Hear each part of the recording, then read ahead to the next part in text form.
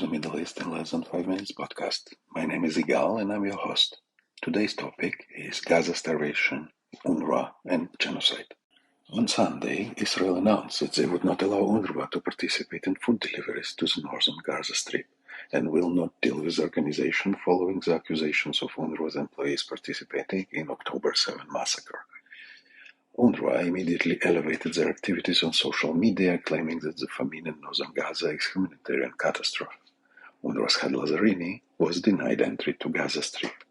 Since the breaking of the news, there was a report released by The Honest reporting that several Hamas leaders were actually on the UNRWA payroll, including UNRWA teachers Ismail Haniyeh, current Hamas chief, Said Siam, who was in UNRWA's Arab Employees Union, headed the teachers' sector committee while controlling thousands of Hamas security troops.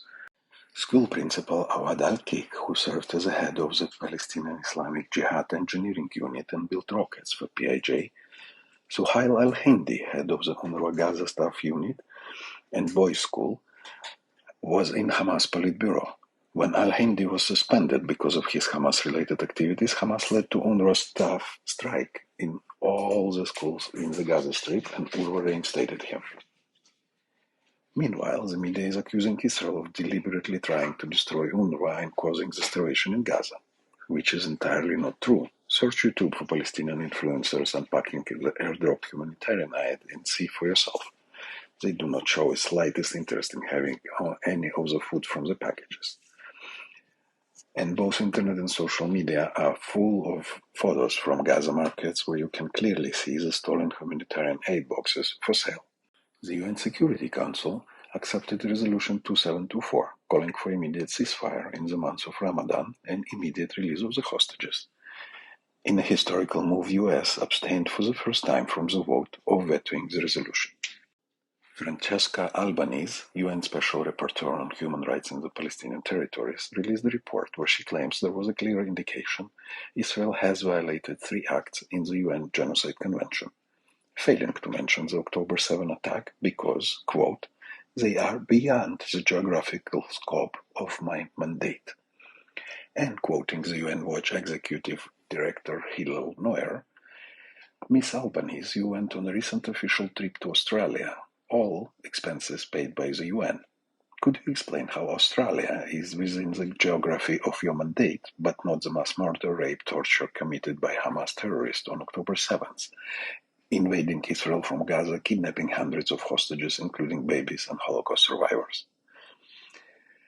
If you ignore the Hamas massacres that started the war, the 14,000 rockets fired against Israeli towns, 130 hostages now being tortured in Gaza, how can you possibly understand the war?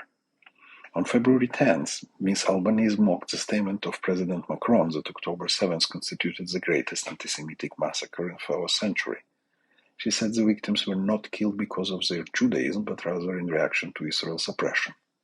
In response, for the first time in the history of the United Nations, both France and Germany condemned a UN rapporteur for antisemitism. And back to Israel deliberately starving Gazans, here are some facts. 80% more food trucks are now entering Gaza compared with before Hamas declared war. Before October 7, UN figures show only 70 food trucks entered Gaza every day. Since March 1st, it's a daily average of 126.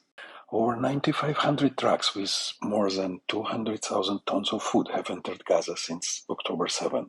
Israel places zero restrictions on the amount of food entering Gaza and encourages donor states to send as much as they want. Hamas is hijacking and hoarding aid, while UN agencies turn a blind eye and, on some occasions, actively cover up its large-scale theft of aid. The UN is failing to distribute aid at the pace Israel is facilitating its entry, with trucks piling up on the Gazan side of the crossing.